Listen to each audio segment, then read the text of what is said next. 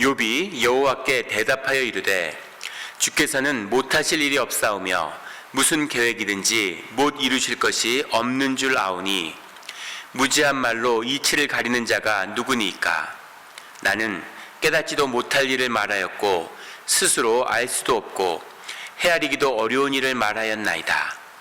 내가 말하겠사오니 주는 들으시고 내가 주께 묻겠사오니 주여 내게 알게 하옵소서. 내가 주께 대하여 귀로 듣기만 하였사오나 이제는 눈으로 주를 배움나이다. 그러므로 내가 스스로 거두어드리고 티끌과 제 가운데에서 회개하나이다.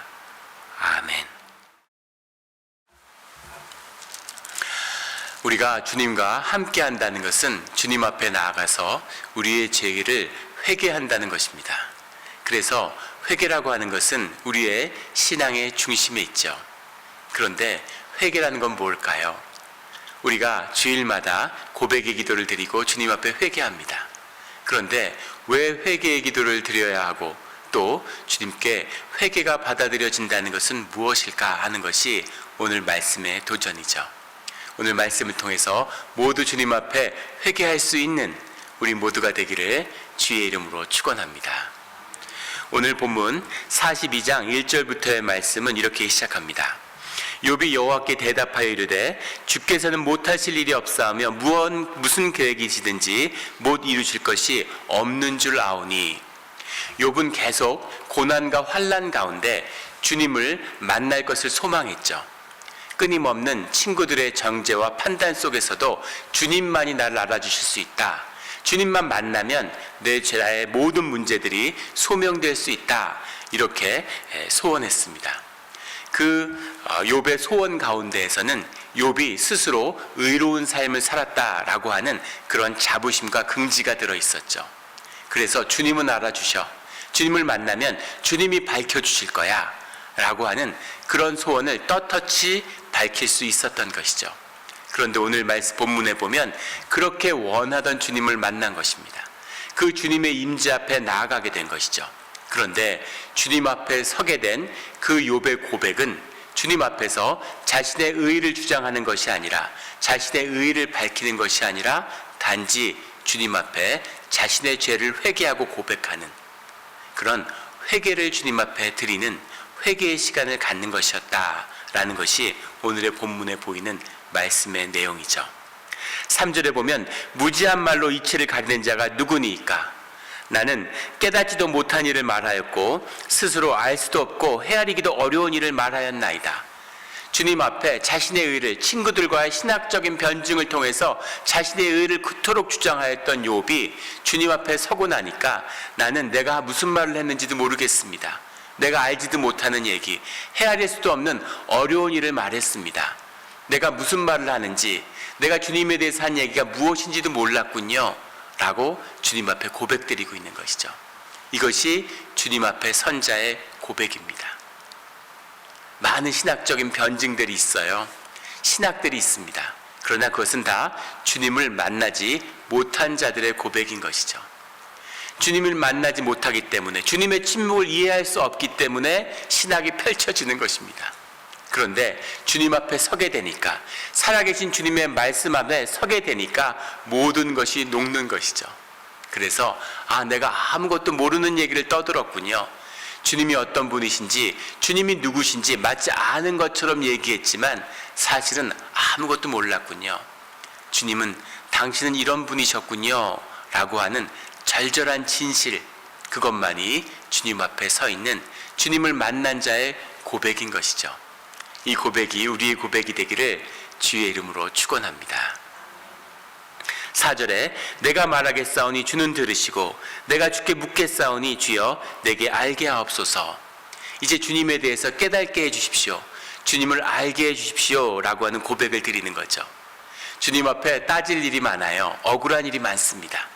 그래서 주님을 만나면 그런 일을 좀 얘기하려고 했는데 왜 이런 일을 당해야 되는지, 내가 왜 자식을 앞세워야 했는지, 왜 큰 죄도 없는 것 같은데 그토록 심한 재앙을 경험했어야 되는지 주님 앞에 좀 따지고 싶었잖아요. 그런데 주님을 만나니까 주님이 말씀하셔서 저로 알게 해주십시오. 주님이 누구신지를 알고 싶습니다 라고 하는 아주 본질적인 고백을 드리게 되는 거죠. 사실은 나의 현상, 나의 조건, 나의 환경, 그런 게 내 삶의 중심인 줄 알고, 그런 것이 좋아지면 복받았다 그러고, 그런 게 어려워지면 주님이 왜 나한테 이런 일을 하셨느냐고 원망했는데, 주님을 만나니까, 그 본질의 세계를 경험하니까 사실은 그런 건 아무것도 아니었군요. 그런 건 중요한 게 아니군요. 주님을 알고 싶습니다. 주님은 누구십니까? 이런 고백이 이 욥을 사로잡고 있는 것입니다. 이것이 본질, 우리의 본질, 그 삶의 진실을 만난 우리의 고백인 것이죠. 5절에 내가 주께 대하여 귀로 듣기만 하였사오나 이제는 눈으로 주를 배움나이다, 이렇게 고백합니다. 눈으로 주를 배운 것은 아니죠. 앞에 본문들을 보면 주님의 말씀을 들었습니다. 살아계신 주님의 말씀을 들었는데 그 말씀이 주님의 임재가 돼서 욥을 사로잡은 것이죠. 주님은 영이신데 어떻게 눈으로 주를 뵙겠어요? 그러나 주님이 말씀이, 그 영이 임재가 돼서 욥을 사로잡으니까 거기에 붙들림 받은 욥은 마치 눈으로, 육신으로 주님을 배운 것 같은 그런 확신과 주님의 임재를 경험하게 되는 거죠. 페이스 투 페이스로 주님의 임재와 말씀 속에서 주님을 만난 자의 고백. 그래서 이제는 주님을 귀로 듣기만 하였사오나, 이제도 말씀을 듣고 말씀을 묵상하고 말씀을 사모하며 살았지만 주님의 살아계신 말씀을 임해서 그 말씀 가운데 살아계신 주님의 음성을 듣고 나니까, 그러니까 이제 주님을 만났군요. 주님을 눈으로 주님을 만납니다. 제가 얼굴 대 얼굴로 주님을 만났군요. 이런 고백을 드리게 되는 것이죠. 엄마의 편지를, 아버지의 편지를 매일 받아서 읽었는데, 그래서 엄마를 그리워하고 아빠를 그리워했는데 이제 어머니 아버지가 직접 오셔서 만난 거죠. 그래서 그 음성을 직접 듣는 거예요. 메시지는, 커뮤니케이션 학자들에 의하면 메시지는 그 사람이 전달하는 그 커뮤니케이션의 7% 정도밖에 감당을 못한다고 그러죠. 그 목소리에 담겨있는 정서, 그 목소리 자체에 달아있는 인격, 그 삶의 표정, 느낌, 이런 것이 훨씬 더 중요하다는 것이죠. 그런 것처럼 말씀을 알았지만, 말씀을 들었지만 살아계신 주님의 음성을 듣는 욥은 완전히 그 말씀에 압도된 것이죠. 그래서 눈으로 주를 뵙습니다 라고 하는 이런 고백을 드리는 것입니다. 이 고백이 우리의 고백이 되기를 주의 이름으로 축원합니다. 이걸 만나면 삶의 모든 문제가 풀리는 거예요. 이걸 만나면 내 삶의 모든 것들이 해결받는 것입니다. 이것이 전능하신 주님의 비밀이죠. 6절에 그러므로 내가 스스로 거두어드리고 티끌과 제 가운데서 회개하나이다, 이렇게 고백하고 있습니다. 내가 스스로 거두어드리고 이렇게 고백 썼는데, 거두어드린다라는 말이 에마스라는 말입니다. 이거는 미워하고 아주 혐오한다는 얘기예요. 싫어한다는 얘기예요. 주님을 만나고 나니까 내가 내 스스로를 미워하게 됐습니다, 이런 이야기입니다. 나 자신을 미워한다는 게 무슨 말일까요? 주님의 임재 안에서 나를 바라보니까, 주님 안에서 나의 진실을 만나니까 내가 의롭고 떳떳하다고 큰소리 꽝꽝 쳤는데 부끄러워서 얼굴을 들 수가 없는 것이죠. 너무너무 부끄럽고 창피한 거예요. 내 자신이 혐오스러운 겁니다. 내가 주님 앞에 설 수도 없는데, 주님의 이름을 감히 입에 담을 수도 없는데 주님의 이름을 걸고 큰소리를 쳤구나. 견딜 수가 없이 자기 자신이 원망스럽고 미운 것입니다. 이것이 신앙이에요. 이것이 주님을 만난 자의 진실입니다. 주님을 만난 사람은, 주님과 동행한 사람은 자기 자신을 깊이 미워할 수밖에 없어요. 자기 자신을 깊이 혐오할 수밖에 없는 겁니다. 나란 인간은 주님과 함께 할 수 없는데, 나란 인간은 주님께 용서받을 수 없는데, 그래서 그 가운데서 내가 아니라 주님을 바라보게 되는 것이죠. 주님의 은혜와 긍휼을, 나 같은 사람을 용서해 주시고, 나 같은 사람을 받아주시고, 나 같은 사람에게 주님의 사랑과 은혜를 더해 주시는 주님, 그 주님이 나를 주장하여 주시기 때문에 주님을 믿고 주님을 의지하며 살아가는 것입니다. 이것이 주님을 만난 자의, 주님의 자녀들의 모습이에요.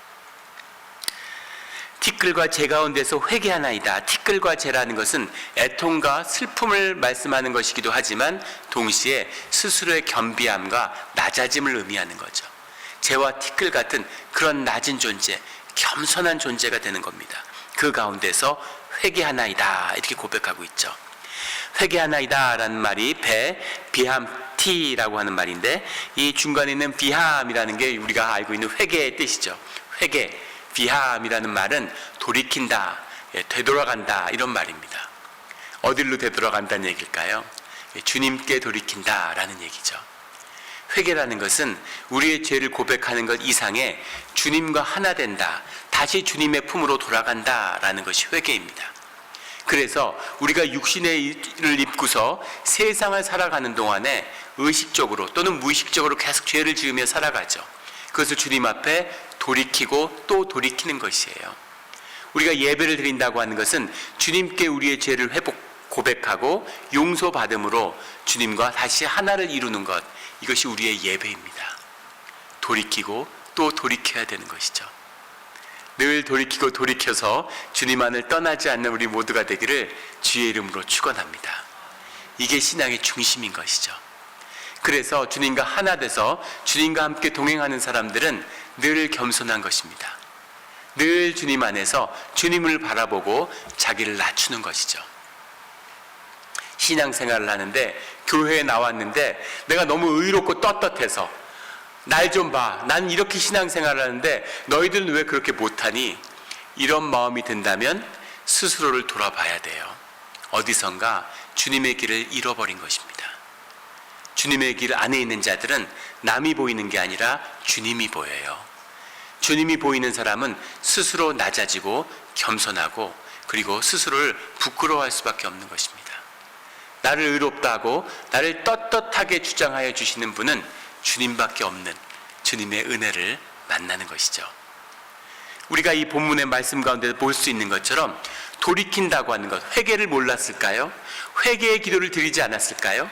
말씀을 몰랐을까요? 묵상을 하지 않았을까요? 욥이 회개와 묵상으로 살았습니다. 자녀들이 생일잔치를 벌이고서도 주님 앞에 회개의 번제를 드리는 자예요. 혹시나 모르는 마음의 죄를 지었을까 봐. 그런데 지금 다시 주님 앞에 회개를 드리는 거죠. 이게 무슨 말일까요? 회개의 주인은 주님이시라고 하는 겁니다. 내게 회개하고 싶다고 해서, 내가 회개한다고 해서 회개가 되는 것이 아니에요. 회개하고 싶지만, 돌아가고 싶지만 돌이키는 마음을 주시고 돌이키게 해 주실 수 있는 분은 주님밖에 없으시다라는 거죠. 회개의 때가 있는 것입니다.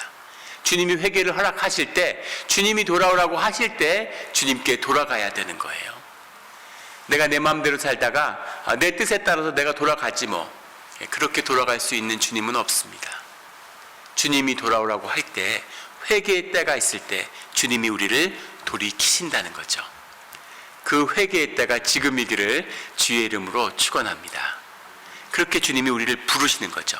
그러면 주님 앞에 회개한, 주님 앞에 돌이킴을 받은 주의 자녀들은 어떤 삶을 살아가게 되는가라는 것이 욥의 환난과 욥이 겪은 모든 고난의 결론이죠.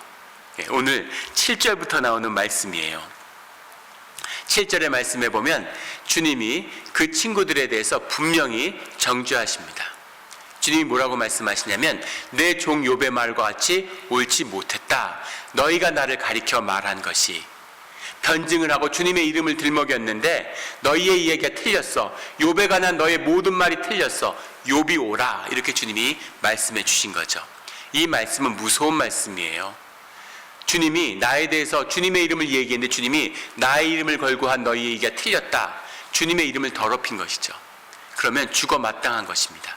근데 주님이 그들에게 또 역시 회개의 기회를 허락해 주신다는 거죠. 그런데 재밌는 것은 8절에 보면, 너희는 숫소 7과 순양 7을 가지고 내 종 욥에게 가서 너희를 위하여 번제를 드리라. 이렇게 말씀하고 있어요.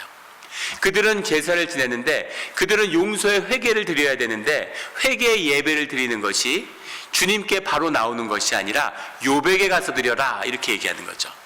욥에게 가면 내 종 욥이 너희를 위하여 기도할 것이다. 이렇게 말씀해 주고 계세요. 욥이 제사장이 되어서 너희의 회개의 기도를 주님께 상달하고 주님께 용서를 받음으로 너희의 죄사함을 받게 해주는 자가 욥이 된다. 이런 말씀이신 거죠. 욥이 제사장이에요. 중보자가 된 것입니다. 이것이 주님 안에 회복된 주의 자녀의 모습입니다. 주의 자녀가 있기 때문에, 주의 자녀가 용서를 구하기 때문에 주님이 용서를 해 주시는 거예요. 욥의 친구들은 왜 용서를 받았나? 욥의 친구들은 어떻게 해서 용서를 받았을까요? 제사를 드렸기 때문에? 그전엔 제사를 안 드렸습니까? 회개의 기도를 했기 때문에? 그전엔 회개를 안 했을까요? 종교로 사는 사람들이었는데 그게 아니라 오늘 이 친구들이 용서를 받을 수 있었던 이유는 욥 때문입니다. 욥이 그들을 위해서 회개의 중보의 기도를 드리는, 주님께 용서를 구하는 제사장의 기도를 올릴 수 있는 자가 되었기 때문이죠. 그래서 우리가 주님 앞에 그런 중보자로 회복되어야 되는 거예요. 교회 안에 기도하는 자들이 있기 때문에, 교회 안에 중보의 기도를 올리는 자들이 있기 때문에 공동체가 주님께 용서받는 것이 되어야 됩니다. 물론 우리를 위한 중보자이신 예수님과 그 이름을 우리가 받았기 때문이죠. 그 십자가의 보혈에 의지하기 때문에 우리가 죄사함을 받을 수 있는 거예요. 주의 자녀자들이 중보자로 세울 수 있기 때문에 이 지역에 주님의 이름을 모르는 자들이 용서를 받을 수 있는 것입니다. 우리 많은 권사님들이 교회에 계시면 그런 얘기를 많이 하세요. 자녀들이 신앙생활을 제대로 하지 못한다고 안타까워하시는 분들이 많습니다. 그런데 제가 그런 말씀을 들을 때마다 아무 걱정하실 필요 없다고 말씀드려요. 자녀들이 교회 안 나가고 기도 안 하는 것이 문제가 아니라 사실은 우리가 기도를 안 하는 것이 문제라고. 우리가 예배자로 쓰고 우리가 기도하면 자식은 아무 걱정할 필요가 없습니다. 자식은 부모의 기도로 복을 누리는 거예요. 부모의 기도가 진실하다면 주님의 때에 주님이 자녀를 주님의 품으로 불러주십니다. 틀림없는 일이죠. 이런 중보의 기도의 회복, 이것이 주님이 이 회개를 통해 우리에게 주시는 하늘의 축복인 것을, 이 축복을 받고 누리는 우리 모두가 되기를 주의 이름으로 축원합니다. 이 복을 너희가 누리게 된다는 거죠. 9절에 가면 여호와께서 욥을 기쁘게 받으셨더라 이렇게 말씀하고 있죠. 욥을 기쁘게 받으셨기 때문에 욥이 드리는 모든 기도, 그 친구를 위한 기도들도 다 받아주셨다, 이런 것입니다. 11절에 가면 이런 말씀이 나요. 모든 형제와 자매와 이전에 알던 이들이 다 와서 그의 집에서 그와 함께 음식을 먹고 여호와께 그에게 내리신 모든 재앙에 관하여 그를 위하여 슬퍼하며 위로하고 각각 캐시트 하나씩과 금고리 하나씩을 주었더라. 그 욥이 엄청난 부를 소유하고 있었는데 그 캐시트 하나와 금고리 하나의 의미가 무슨 물질적인 중보의 의미가 아니겠죠. 그런 의미가 아니라 서로 화해를 이루었다는 표징을 나누는 거죠. 형제와 자매가 찾아왔다. 지금 회복을 이뤘다는 겁니다. 화해를 이뤘다는 거예요.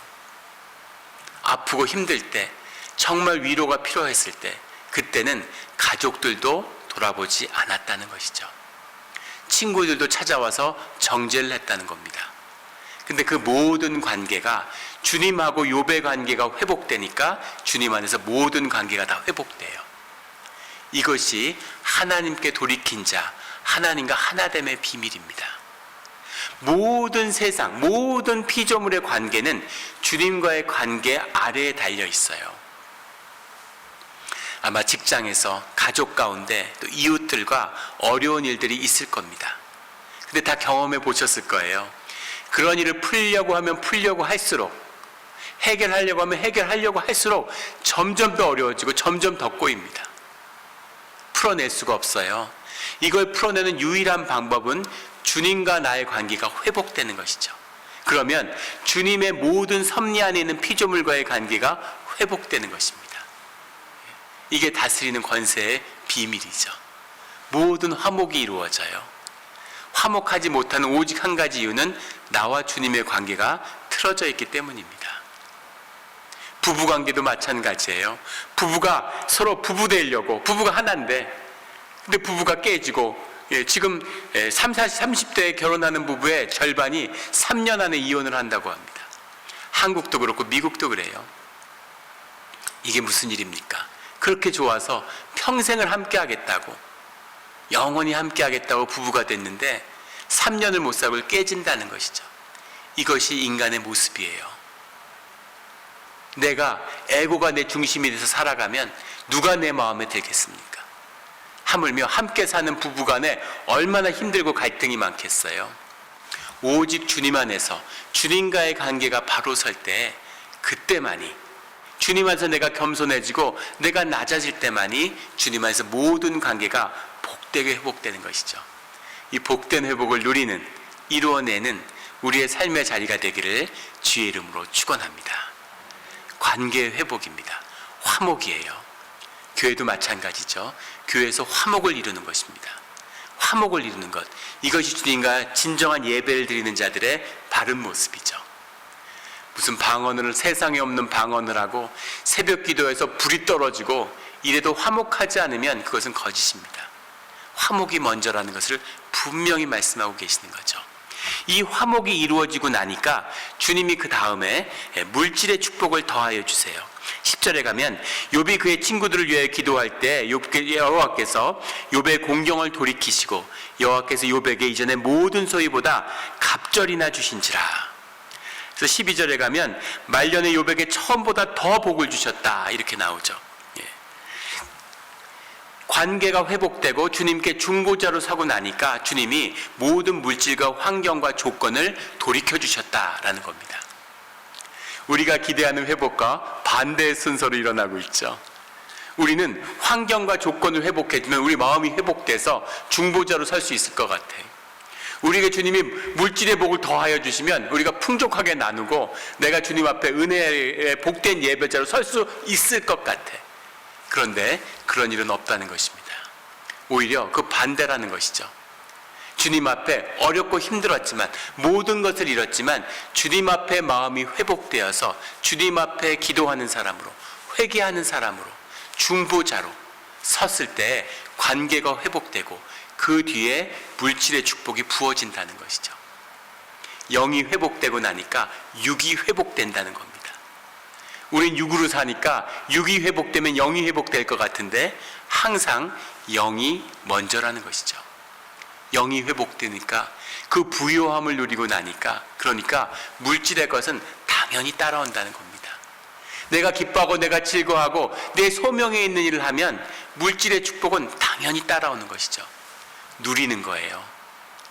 종교는 이것을 이원화해서 또 막 물질을 악한 것처럼 얘기하고 영이 귀한 것, 영만 귀한 것처럼, 아닙니다. 영육간의 축복을 누리는 것이죠. 우리의 영이 기쁨을 누리고 물질을 다스릴 수 있는 권세를 가지면 주님이 당연히 자녀에게 왜 축복을 부어주시지 않겠어요? 그 축복을 부어주신다는 거죠. 그래서 욥의 삶이 회복되고 육신의 기쁨과 하늘의 기쁨을 겸하여 누리는 그 즐거움이 회복되었다라는 것이죠.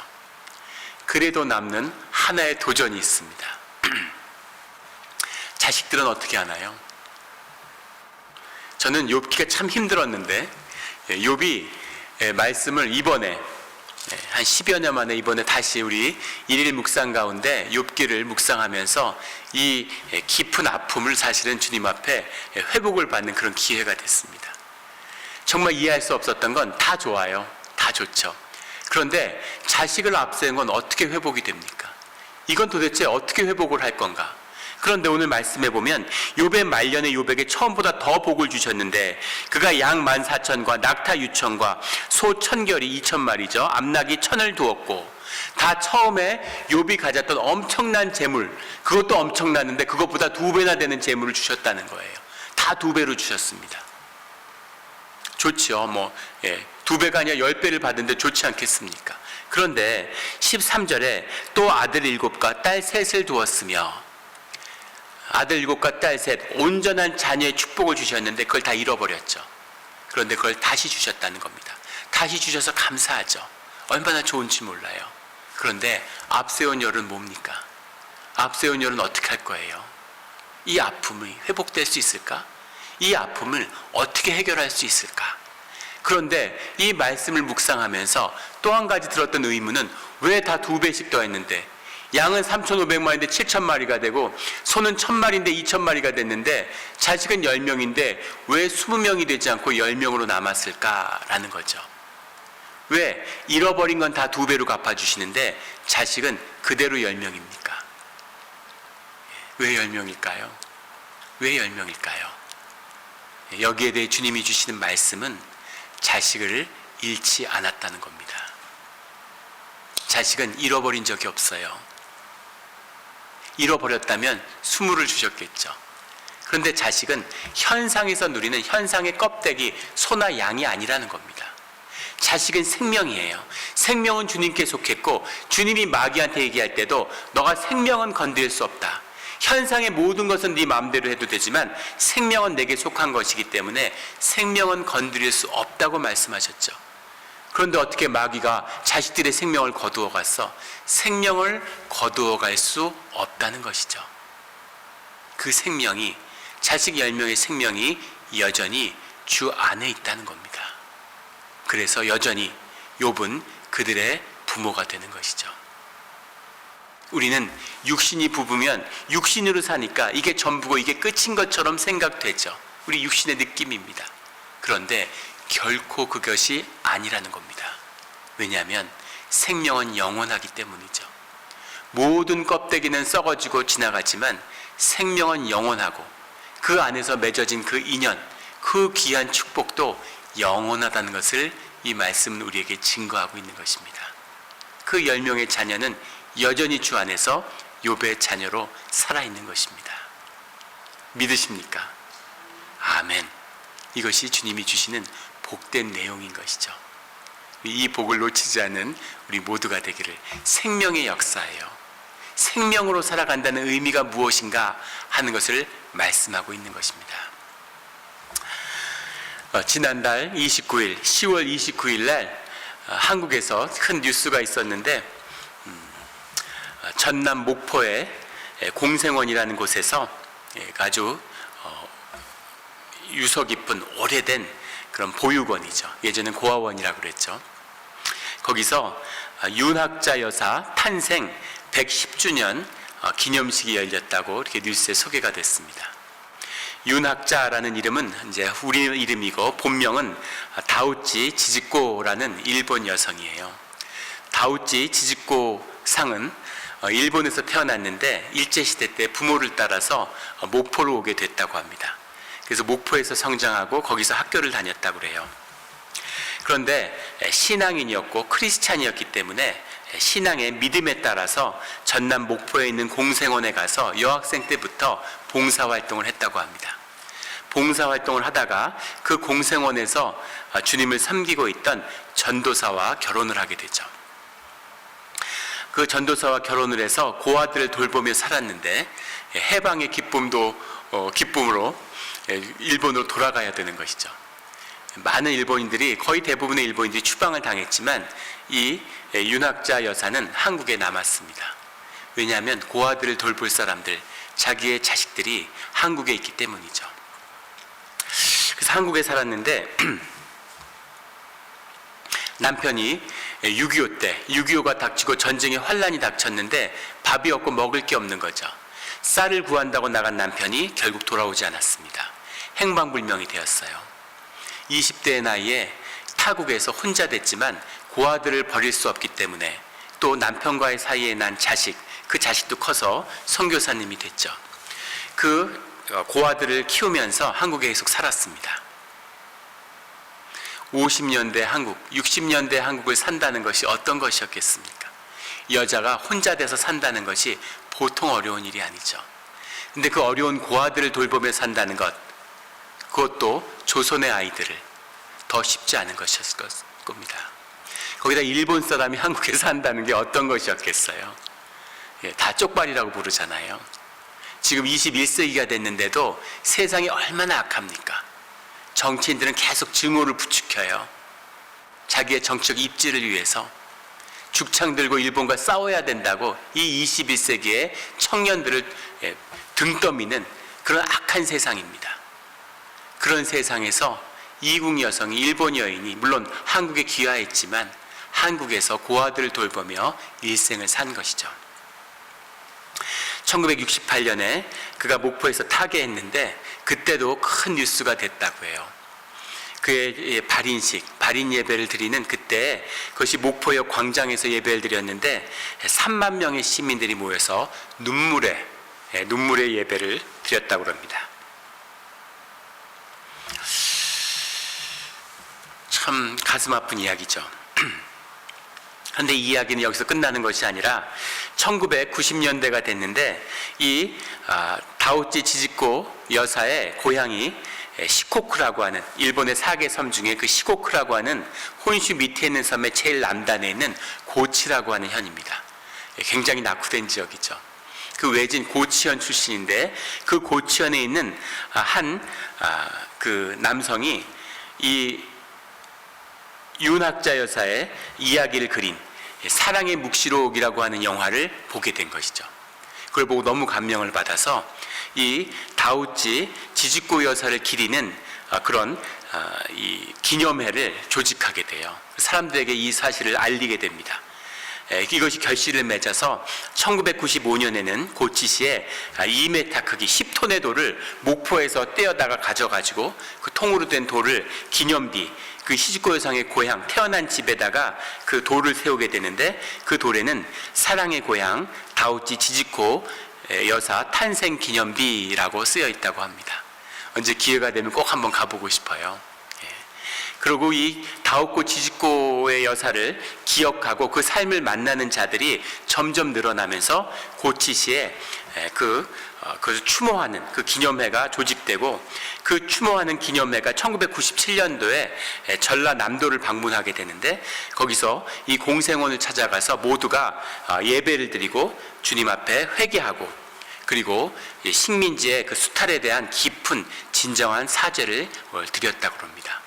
그게 계기가 돼서 고치현과 전라남도가 자매 결혼을 맺고 그 110주년 이번에 드린 그런 기념 그 예배에도 고치현의 지사가 와서 거기에 참석했다고 합니다. 네. 어떻게 돌아가신 지 수십 년이 지나서 일본에서 이런 일이 있을 수가 있을까요? 한국하고 일본하고 정말 원수가 돼서 죽고 못 살죠.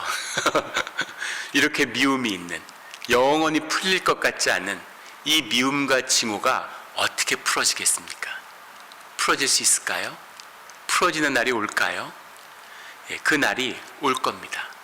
그 날은 어떻게 오는지, 어떻게 민족 간에, 이 원수된 민족 간에 화해를 이루어질 수 있는지를 오늘 우리가 다오치 지지코 여상의 삶을 통해서 볼 수 있는 것이죠.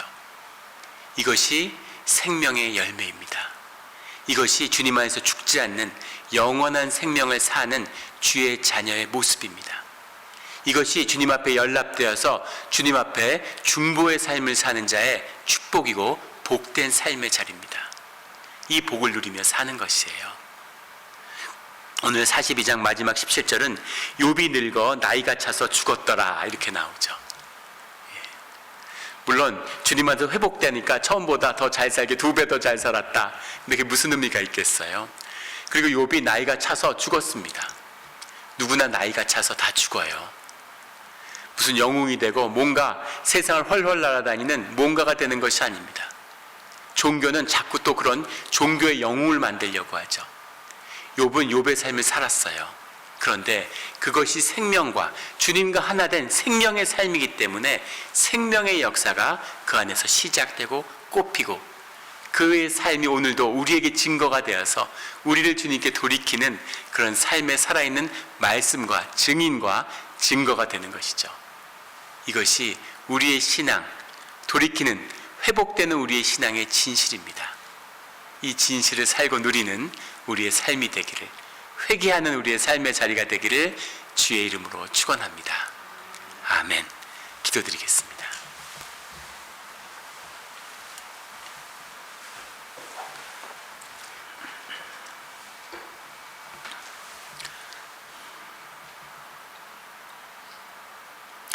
하나님 아버지 감사합니다. 우리가 주님의 형상에 따라 주님의 존귀한 영을 받았는데 세상에 속아서 주님이 선물로 준 세상에 나가서 세상에서 먹고 사는 길을 두려워하며 종노릇을 하고 살고 있습니다. 뭘 먹고 살까? 앞으로 어떻게 살까? 은퇴하면 어떻게 살까? 주님, 이 비참한 삶을 끊어주시고 십자가의 은혜를 만나서 주님께 돌이키며 우리가 먹고 마시며 웃으며 살지만 생명이 피어나고 세상을 살리며 구원의 씨앗이 되는 그런 멋진 삶, 생명의 삶, 의미와 가치를 누리는 삶으로 인도하여 주시옵소서. 감사하며 예수 그리스도의 이름으로 기도드렸습니다. 아멘.